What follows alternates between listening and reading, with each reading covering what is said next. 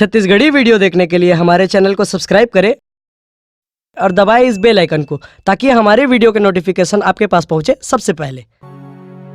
गढ़वा बाजामा कैसे मैं चाहूँ बरा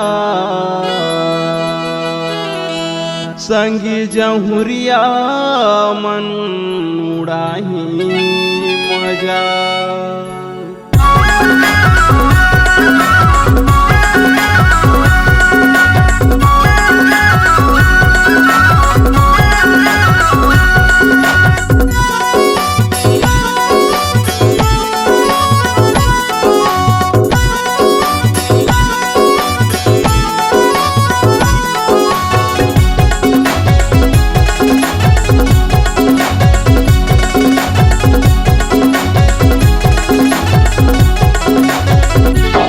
गढ़वा बाजा में कैसे मैं जाऊं बारात, पापा जी मोर बर डीजे ला देना, ये बाबू मोर बर डीजे ला देना, पिताजी मोर बर डीजे ला देना, ये दादा मोर बर डीजे ला देना।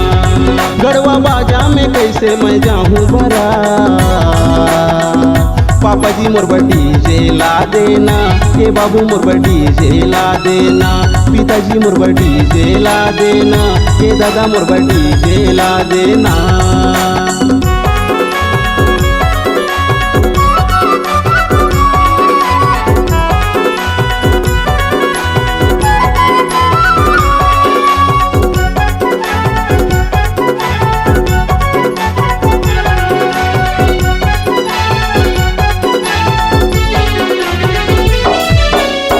ससुरार के मोर सारी मनहर नहीं भावे गढ़वा बाजा, डीजे मगावत ना डीजे मनाचत ना।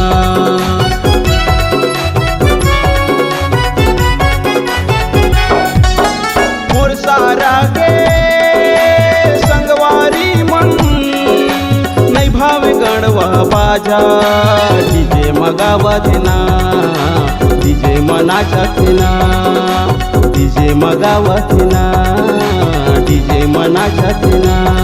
गढ़वा बाजा में कैसे मैं जाऊं बारात, पापा जी मोर बर डीजे ला देना, ये बाबू मोर बर डीजे ला देना, पिताजी मोर बर डीजे ला देना, ये दादा मोर बर डीजे ला देना।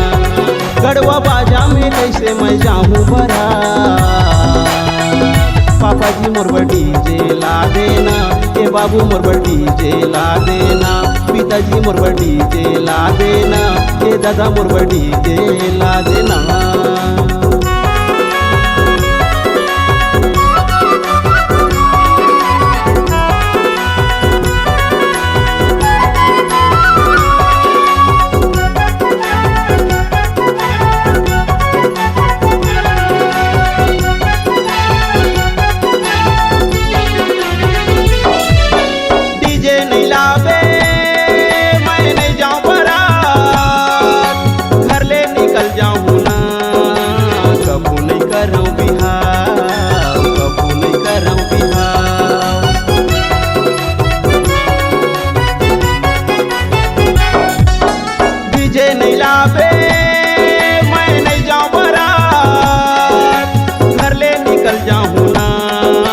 कबू नहीं करऊं बिहाव, कबू नहीं करऊं बिहाव, कबू नहीं करऊं बिहाव, कबू नहीं करऊं बिहाव। गढ़वा बाजा में कैसे मैं जाऊं बारात, पापा जी मोर बर डीजे ला देना, ये बाबू मोर बर डीजे ला देना, पिताजी मोर बर डीजे ला देना, ये दादा मोर बर डीजे ला देना।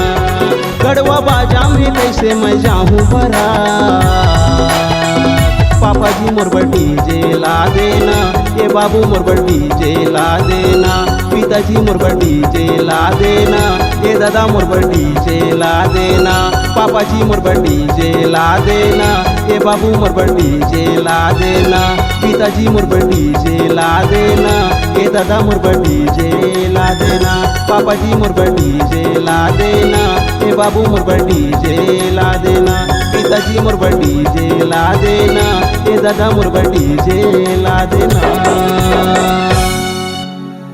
अगर आप अपनी आवाज को एक नया आयाम देना चाहते हैं तो चले आइए मल्टी ट्रैक डिजिटल रिकॉर्डिंग के लिए संपर्क करें HK म्यूजिक कंपनी, कोटा डबरी, चांपा, छत्तीसगढ़। मोबाइल नंबर है 9329238487 और 8085380339।